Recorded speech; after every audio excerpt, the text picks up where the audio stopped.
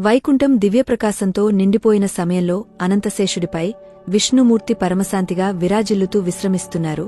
పక్కనే లక్ష్మీదేవి సౌమ్య చిరునవ్వుతో కూర్చున్నారు. అదే సమయంలో నారదుడు వైకుంఠంలోకి ప్రవేశించి విష్ణుమూర్తికి నమస్కరిస్తూ ఇలా అడిగాడు. ప్రభూ, నాకు ఒక సందేహం దయచేసి తొలగించండి. ఈ సృష్టిలో ఒక విచిత్రమైన విషయం గమనిస్తున్నాను స్వామీ. మంచి మనుషులు ఎన్నో కష్టాలు పడుతుంటే పాపకారులు మాత్రం సుఖంగా జీవిస్తున్నట్లు కనిపిస్తున్నారు. ఎందుకు స్వామీ? మంచి చేసినవారికి ఫలితం వెంటనే రాదు, చెడు చేసినవారికి శిక్ష ఎందుకు ఆలస్యమవుతుంది? ఒక మనిషి పాపం చేస్తూనే వెంటనే శిక్షిస్తే వాళ్లు తప్పు చేయడానికి భయపడతారు కదా, అప్పుడు అన్యాయం కూడా తగ్గపోవచ్చు కదా స్వామీ? నారదుడు ప్రశ్న అడుగుతూనే నిశ్శబ్దం వ్యాపించింది. అప్పుడు విష్ణువు స్వల్పంగా చిరునవ్వు నవ్వుతూ, నారదా, నీ ప్రశ్న చిన్నది కాదు. ప్రతి యుగంలో ప్రతి మనిషి హృదయంలో పుడుతున్న సందేహం ఇదే. ఇదే కర్మను అర్థం చేసుకోవడంలో నిజమైన మర్మం. అందుకే జాగ్రత్తగా విను నారదా. ఈ సృష్టిలో ప్రతి ఫలానికి తన సమయముంటుంది. పాపానికి, పుణ్యానికి కూడా నేను నిర్ణయించిన సమయముంటుంది. వెంటనే ఫలితమిస్తే ఆత్మ పాఠం నేర్చుకోదు నారదా. ఎలా అయితే విత్తనం నాటిన వెంటనే పండు రాదు కదా, అది నెమ్మదిగా పెరుగుతుంది, మారుతుంది, తన సమయాన్ని పూర్తి చేసుకుంటుంది. తర్వాత తన కాలం వచ్చినప్పుడు మాత్రమే పండు ఇస్తుంది. అలాగే కర్మ కూడా పండుదశను చేరేవరకు ఎదురుచూడాలి. కాని ప్రభు భూలోకంలో ఉన్న మనుషులకి ఆ దైవ సమయం కనిపించదు కదా, వాళ్ల చూపులో ఆలస్యం అనేది అన్యాయంలా అనిపిస్తుంది. నారదా, మనుషులు కాలాన్ని రోజులు, సంవత్సరాలతో కొలుస్తారు. కాని నేను కాలాన్ని ఆత్మ ప్రయాణంతో కొలుస్తాను. ఎందుకంటే నేను మాత్రమే ఆత్మ యొక్క పూర్తి ప్రయాణం చూస్తాను. ఈ నిబంధనను సులభంగా అర్థం చేసుకోవడానికి ఒక సంఘటన చెబుతాను, విను నారదా. అది విన్న తర్వాత నీ సందేహం పూర్తిగా కరుగుతుంది. ఒక గ్రామంలో ఇద్దరు రైతులు ఉండేవారు. ఒకరు పేద రైతు కష్టపడుతూ పని చేస్తుండేవాడు. వానలు రాక పంటలు పాడైపోయినా అతడు దేవుని పేరునే జపిస్తుండేవాడు. తినడానికి కూడా ఏమీ లేకపోయినా ఇది కూడా ఆయన పరీక్షే అని విశ్వాసంతో జీవిస్తున్నాడు. మరోవైపు ఇంకో రైతు తప్పుడు తూకాలు, మోసాలతో గ్రామస్తుల పంటల్ని అతి తక్కువ ధరకు కొని తానే చాలా తెలివైన వాడినన్నట్లు నవ్వుకుంటూ తిరుగుతుండేవాడు. తన ఇంట్లో ధనం, పంట, ఆనందం అన్నీ ఉన్నాయి. ఎవరికైనా చెడు చేసినా అతను నవ్వుతూనే దేవుడు ఏమీ చేయడు, నన్నెవరు ఆపగలడు అనే అహంకారమే అతని ముఖంలో మెరుస్తూ ఉంటుంది. ఈ ఇద్దరిని చూసి గ్రామస్తులు చర్చించుకోవడం మొదలుపెట్టారు.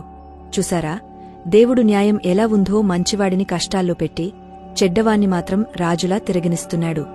మంచివాళ్లు బాధపడటం దేవునికి ఇష్టమనుకుంటా, లేదంటే పాపం చేసిన వాడిని ఎందుకు వెంటనే శిక్షించడు అని. ఈ మాటలు విన్న నారదుడు ఆశ్చర్యంతో విష్ణువుని చూసి, ప్రభూ, ప్రజల మాటల్లో తప్పేముంది? మంచివాడి జీవితం బాధలతో నిండిపోయింది, పాపి అయితే రాజులా జీవిస్తున్నాడు. ఇది చూస్తే న్యాయం కనిపించడం లేదు కదా ప్రభూ. మీరు న్యాయం చేస్తున్నారా లేదా ఇంకేమైనా మర్మం దాగవుందా స్వామి అని నారదుడు అడిగాడు. విష్ణువు నారదునిపై చూసి, నారదా, అవగాహన లేకపోతే దైవన్యాయం అన్యాయంలానే కనిపిస్తుంది. కాని నిజానికి ఒక్క కర్మ కూడా తప్పిపోదు, ఒక్క ఫలం కూడా ఆలస్యమవుతుంది కాని రాకుండా ఉండదు నారదా. చూడు అని చెప్పి అలా రోజులు గడిచాయి. ఆకాశం నిండా మేఘాలు కమ్ముకుని భారీ వర్షం కురిసింది. ఎండలో ఎండిపోయిన పేద రైతు పొలం అద్భుతంగా పచ్చదనంతో మెరిసిపోయింది.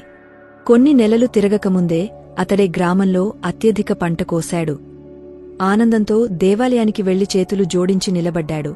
ఆయన హృదయంలో ఒక్క మాట మాత్రమే ఉంది, ప్రభూ, మీరు ఆలస్యం చేశారు కాని నన్ను ఎప్పుడూ మరచిపోలేదు అని. అదే సమయంలో కొన్ని నెలల తరువాత ఆ ధనిక రైతు జీవితంలో వరుసగా దుష్పరిణామాలు మొదలయ్యాయి. తన సొమ్మంతా పెట్టి చేసిన పెద్ద వ్యాపార ఒప్పందం పూర్తిగా విఫలమయ్యింది.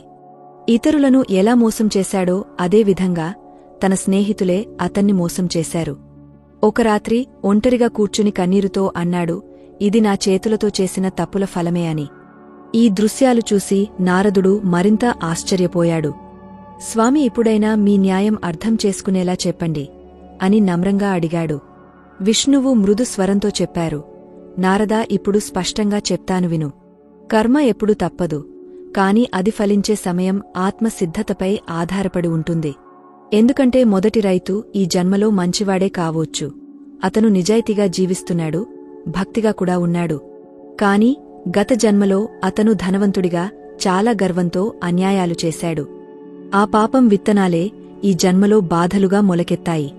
కాని ఆ బాధ శిక్ష కాదు నారదా, అది శుద్ధీకరణ. ఎందుకంటే ఇప్పుడు అతను మారుతున్నాడు. అతని హృదయంలో పశ్చాత్తాపం కలిగింది, కృతజ్ఞత పెరుగుతోంది, ఆత్మ నెమ్మదిగా సిద్ధమవుతోంది. ఇలాంటి సమయంలోనే వెంటనే సుఖం ఇస్తే అతనిలో మళ్లీ పాత గర్వం మేల్కొంటుంది. అందుకే ఫలితం అతను పూర్తిగా సిద్ధమైన తర్వాతే అందుతుంది.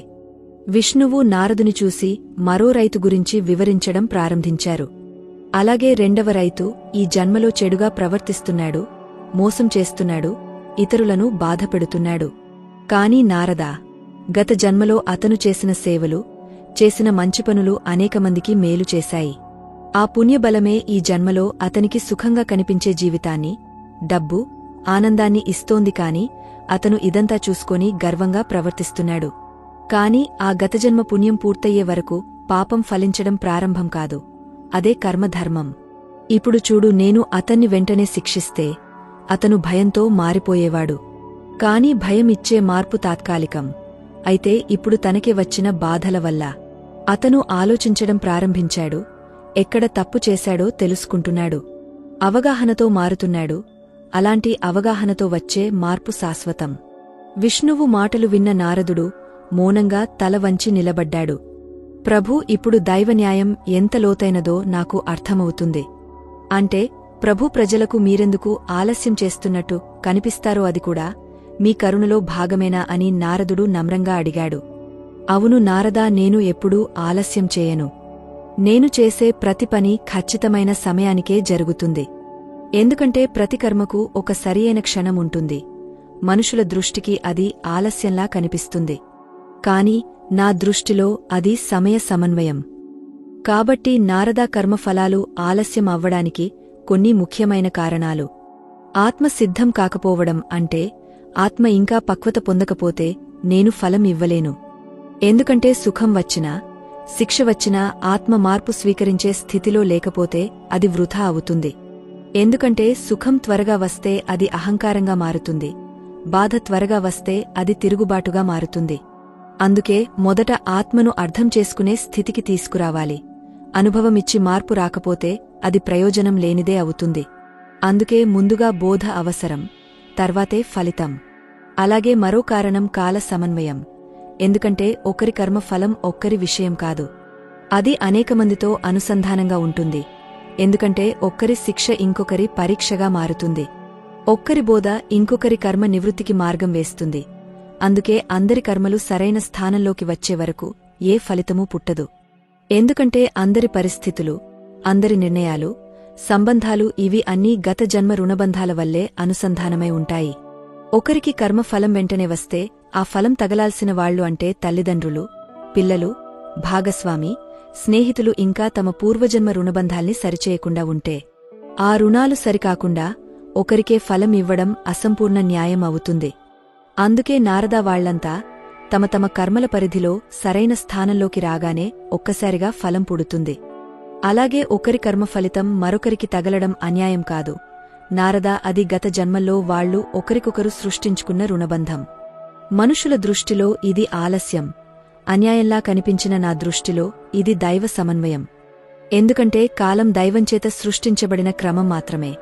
ఆ క్రమంలోనే కర్మలు పక్వం చెంది ఫలితాలు ఇస్తాయి. అలాగే ఇంకొక కారణం పుణ్యం, పాపం సమతుల్యం. పుణ్యం, పాపం రెండూ తమ తమ పక్వతకాలం వచ్చినప్పుడు మాత్రమే ఫలిస్తాయి. చాలాసార్లు పుణ్యం ముందుగా పండుతుంది, తర్వాత పాపం వెలుగులోకి వస్తుంది.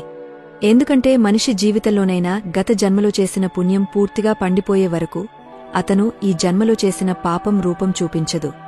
అందుకే పుణ్యం ముందుగా పండుతుంది, తర్వాతే పాపం వెలుగులోకి వస్తుంది. ఇది కర్మ యొక్క సహజ స్వరూపం. పుణ్యం, పాపం, సమయం ఇవన్నీ తమ తమ క్రమం ప్రకారం పనిచేస్తాయి. అలాగే కొన్ని కర్మలు ఈ జన్మలోనే ఫలిస్తాయి నారదా, కాని అది పూర్తిగా ఆ కర్మ బలం మీద ఆధారపడి ఉంటుంది. చిన్న కర్మలకు చిన్న ఫలితాలు ఉంటాయి, అవి త్వరగా పూర్తవుతాయి, అందుకే ఫలితమూ వెంటనే వస్తుంది.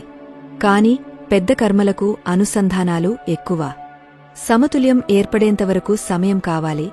ఆ కర్మకు సంబంధించిన వ్యక్తులు, వారి పరిస్థితులు, వారి పాత్రలు అన్నీ సమలేఖనం అయిన తర్వాతే ఫలం పుడుతుంది.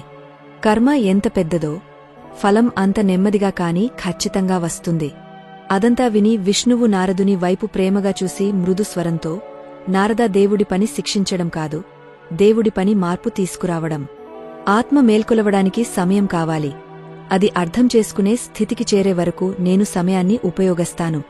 మనుషులు దేవుడు ఆలస్యం చేస్తున్నారు అనుకుంటారు కాని నా దృష్టిలో అది ఆలస్యం కాదు, ఆత్మ సిద్ధమైన క్షణం కోసం వేచిచూసే కరుణ.